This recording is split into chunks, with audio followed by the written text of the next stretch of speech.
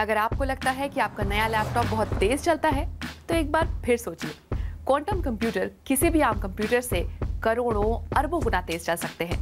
ऐसा पहला, सबसे तेज, सबसे छोटा और आम लोगों की पहुंच में आने वाला क्वांटम कंप्यूटर बनाने की दौड़ आजकल बहुत तेज हो गई है। क्वांटम रेस कैसे हो रही है, हमें इससे क्या फर्क पड़ेगा, आइए जानते हैं। सबसे पहले तो ये जान लीजिए कि क्वांटम कंप्यूटर उन आम कंप्यूटर से बिल्कुल अलग है जिन्हें हम अपने आसपास देखते हैं। शायद आपने बिट्स के बारे में सुना हो, यानी वो इकाई जिसमें आम कंप्यूटर जानकारी जमा करते हैं।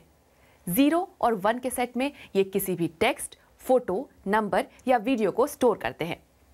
क्वांटम कंप्यूटर की सबसे अलग बात तो यही है कि इसमें जानकारी बिट्स में नहीं बल्कि क्यूबिट्स में स्टोर होती है। 0 और 1 की कोई सेट पोजीशन नहीं होती, बल्कि ये दोनों हो सकते हैं या 0 और 1 के बीच कहीं भी हो सकते हैं। इस गुण को वैज्ञानिक सुपरपोजिशन कहते हैं। चलिए इसे सिक्के की मदद से समझते हैं। मान लीजिए कि आपने एक सिक्का हवा में उछाला। जब तक वो वापस जमीन पर नहीं गिरता, तब तक जैसे चित और पट के बीच घूमता रहता है, क्यूबिट्स वैसे ही होते हैं। जब सिक्का गिर जाता है तो या तो चित और या पट साफ दिखता है, बिल्कुल बिट्स के 0 या 1 के जैसा। सुनने में तो बड़ा हाईटेक है, लेकिन इससे फायदा क्या है? देखिए, अगर आप चाहते हैं कि आपका अगला कंप्यूटर एक क्वांटम कंप्यूटर हो, तो शायद आपको थोड़ी मायूसी हो। फिलहाल क्वांटम कंप्यूटर्स को लोगों के आम इस्तेमाल के लिए बनाने पर काम ही नहीं चल रहा।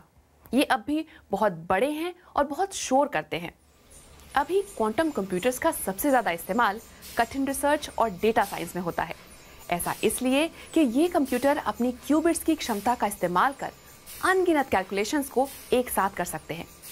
मिसाल के तौर पर 300 क्यूबिट्स के साथ क्वांटम कंप्यूटर्स एक पल में जितनी गणनाएं कर सकते हैं, वो हमारे पूरे ब्रह्मांड में मौजूद कणों से भी ज्यादा है। एक्सपर्ट्स मानते हैं कि क्वांटम कंप्यूटर्स हमारे लिए बहुत काम के साबित होंगे।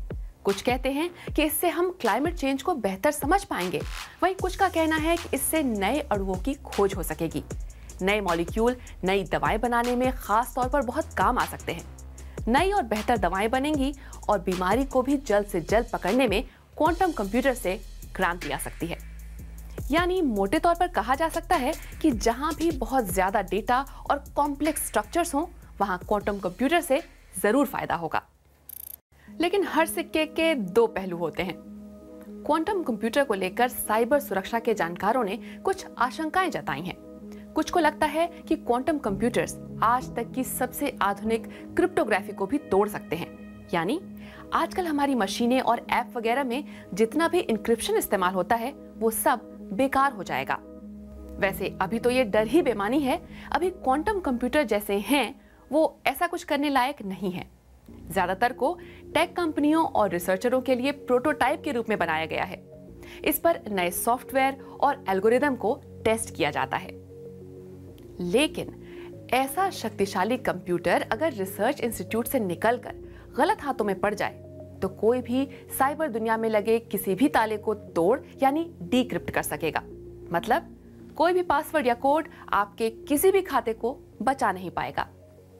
अपराधियों के हाथ लगने पर वो इसका इस्तेमाल करके लोगों से लेकर सरकारों तक की संवेदनशील जानकारी को सेकंडों में हैक कर सकते हैं। हैकिंग हो गई तो आप समझ ही सकते हैं कि पावर प्लांट से लेकर बिजली की सप्लाई हो या टेलीफोन का कनेक्शन या कुछ भी बड़ा और खतरनाक, सब संभव होगा। हालांकि ये सब अभी हकीकत से थोड़ा दूर लगता है, क्योंकि क्वांटम कंप्यूटर इतनी जल्दी इतने आम नहीं होने जा रहे। कहते हैं ना कि वक्त आने में वक्त लगता है। सन 1943 में पहला मेन फ्रेम कंप्यूटर बनने से स्मार्टफोन बनने में आधी सदी निकल गई। आजकल तकनीक काफी तेजी से बदल रही है, फिर भी एक छोटा क्वांटम कंप्यूटर आपके और हमारे हाथ आने में 21वीं सदी भी आधी बीत ही जाएगी।